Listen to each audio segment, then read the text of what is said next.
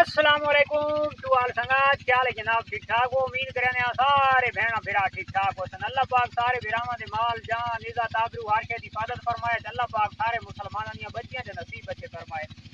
ये जनाब चारा चेक करो, ये सारा ग्रीन फूडर आप खोखर का जिला फार्म बखर ता ये जनाब असा कैसे पुतली बैठे हैं कोड़ तुमे दियां वली ये अपने गुआरे दे विच आन ते ये पट के ते पुतली बैठे हैं। ये कड़तुमे तो तुहानू आप चेक कर गिनो जी, ये महसूस थी ना पियो सी कड़तुमे ही ते इंशाअल्लाह सुबह वाला जो नाश्ता है, सुबह की जी डाइट है असा दे रहे हैं कड़तुमे ते नाल असा मूंगी का मिसा मिक्स करके दसा इंशाअल्लाह। ता ये सारे जानवर इतना शौक के नाल खाने ना, हुण दुनिया वधी है रीस करें दी ढोले दी, हुण भेड़ के नाल दे बाद होर कोशे का मुकाबला ये जी शै कुतरी पई है ना, ये शै होर कोशे भी नहीं खाती। समझ आ गई है? इस चीज़ को इस मौसम के मलाश का मौसम है, इस चीज़ को कड़वी होंगी है, नमकीन होंगी है, जानवर खाते सारे ही हैं लेकिन इतना नहीं खाते जितना भेड़ खाती है। और इसका खर्चा लवा इसका कोई खर्च नहीं है, बिल्कुल जीरो है। खासकर जेडे सारे दोस्तों के फार्मा के आसे पासे कोई जमीन रेगिस्तान फारग वेली पई हुए खाले बने पे होवे इस सारे इलाके जो 5-7 कड़तुमे चाह के या कैंप पंसारी कोली घेन के ना 2 कड़तुमा के बी पूर सटो ना तुहाडे अपने घर से एक तो कड़तुमे और दूसरे नंबर ते तुहाडे जानवर की सेहत भी बरकरार। मिसाले इया फिट उन्होंने राशन भी इया फिट, उस तो इलावा जानवर इन्हों खुद ब खुद भी खाना रहा है। ठीक हो गया। और जेडे जानवर जेडे दोस्त का जानवर खासकर मिट्टी खांदा है तो वो क्या करना है कि ये जड़ा गिननियां, ये जड़ा जमीन जो पटनियां, उन्होंने 2 दिहाड़े बाहर रखना है। तीजे दिहाड़े जनाब वो थोड़िया खुश्क हो सन पानी ये जड़ दी जो खत्म नहीं हो सकता बिल्कुल उसके मूँह के पा के तो उसको खवैसो यानी कि उन्हें रगड़वावनियां जड़ा तो इंशाअल्लाह तुम्हारे जानवर मिट्टी खावना भी छोड़ वैसी ये कड़तुमे दियां जड़ा दे नाल। तो ये है कड़तुमे दी डाइट प्लान साडा जेड़ा असां सवेरे सवेरे दे रहे हैं। तो हुण काफ़ी दिहाड़े ये सिस्टम चलता रहा सी। 2 चीज़ां, एक जत्ती मुसाग जेड़ा उस दिहाड़े मैं वीडियो भी दिखाया आज और दूजे नंबर पर कड़तुमा। जब तक ज़्यादा सर्दी नहीं पौंदी ये सर्दी तो ये खत्म थी वैनियन, ब्लैक हो वैनियन, कालियां थी वैनियन, सड़ वैनियन ते एक जत्ती भी सड़ वैंदा है। उतने तक ये सादा जनाब वो मिसा थोड़ा जिहा पौना है 5 to 7 किलो सुबह 5 to 7 किलो यानी कि 10 किलो 15 किलो तक पूरी डेली का सादा खर्चा है 20-25 जानवरों का और बकाया ये फ्री वाला सामान। और इंशाअल्लाह बहुत जबरदस्त शौक के नाल जानवर खांदा भी है और पेट भर के भी खांदा है। तो हुण इंशाअल्लाह ये पैने तुहानू प्रैक्टिकल दिखाने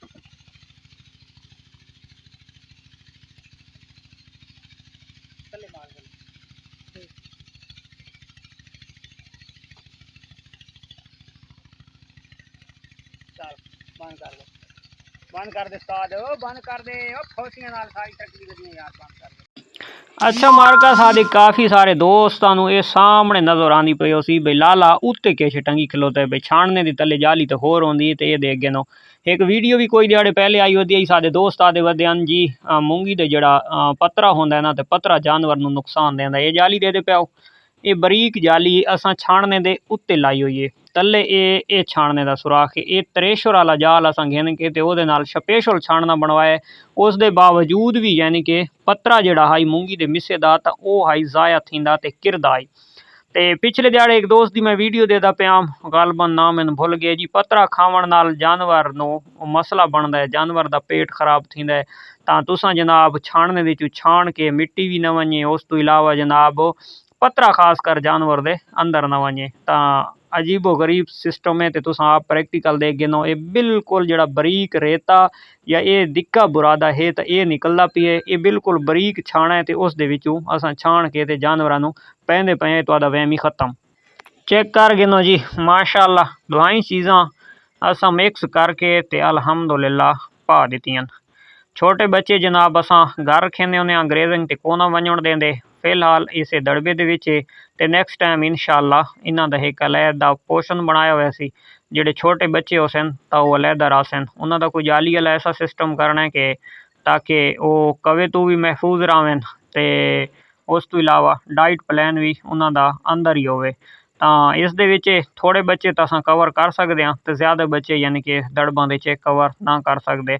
ਤਾਂ ਇਨਸ਼ਾਅੱਲਾ ਨੈਕਸਟ ਟਾਈਮ ਇਸ ਦੇ ਉੱਤੇ ਹੀ ਕੰਮ ਕਰਸਾਂ ਔਰ ਅਲੱਗਾ ਇੱਕ ਸਿਸਟਮ ਬਣਸਾਂ, ਇਹਨਾਂ ਦਾ ਅਲੱਗਾ ਪੋਸ਼ਨ ਬਣਸਾਂ। ਚੈੱਕ ਕਰੋ ਜੀ, ਉਹੀ ਚੀਜ਼ ਬਣ ਕੇ ਆ ਗਈ। ਇਹਦੇ ਵਿੱਚ ਮਿੱਸਾ ਮਿਕਸ ਕੀਤਾ ਹੈ, ਉਸ ਤੋਂ ਬਾਅਦ ਇਹ ਉਹੀ ਕਰਤੂਮੈਨ ਤੇ ਇਹ ਹੁਣ ਛੋਟੀਆਂ ਇਹ ਲੇਲੀ ਦੀ ਟ੍ਰੀਟਮੈਂਟ ਜਾਰੀ ਹੈ। ਇਹਦੇ ਕੰਨ ਖਰਾਬ थी गए, तो काम कारोबार के लगे रहे मकाना दे कंन ज़्यादा खराब थी गए। अलहमदुलिल्लाह तकरीबन होने एक्टिव। तो ये जी चीज़ हम पा छोड़िए, इस तो सादा कोई खर्च को नहीं, बिल्कुल कोई खर्च को नहीं। अगर पूरे दिन का 100 रुपया ही लवाना मिस्से का 100 रुपया, तो कि शायद सादा खर्च है, समझ आइए।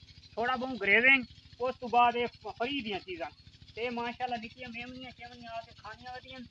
तो इस तो बाद जिस टाइम भेड़ा आसन तो अलहमदुलिल्लाह वो ना ये तो इं पौने ना वो जिन्हें एक गुजराले के सारे दोस्त रगबत के साथ, तो ये इंशाल्लाह रगबत के साथ ही खाएंगे इसको।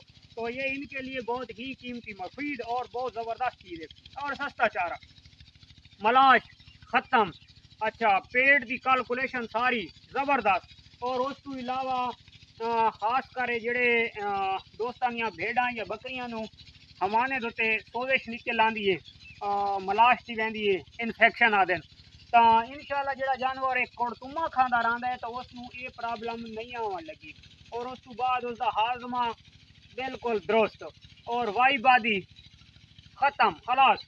तो ये इंशाल्लाह इतनी कीमती चीज़ है कि जिसका कोई हिसाब ही नहीं है। कि जो ये अगर ये शहर के विच मुल गिनया ये लोग हज़ारा वीडियो पा छोड़िया, इतना का मिल रहा है, ऐसे केजी मिल रहा है, इसमें इतने फ़ायदे हैं, इतनी इसमें प्रोटीन है, इसमें ये है वो है।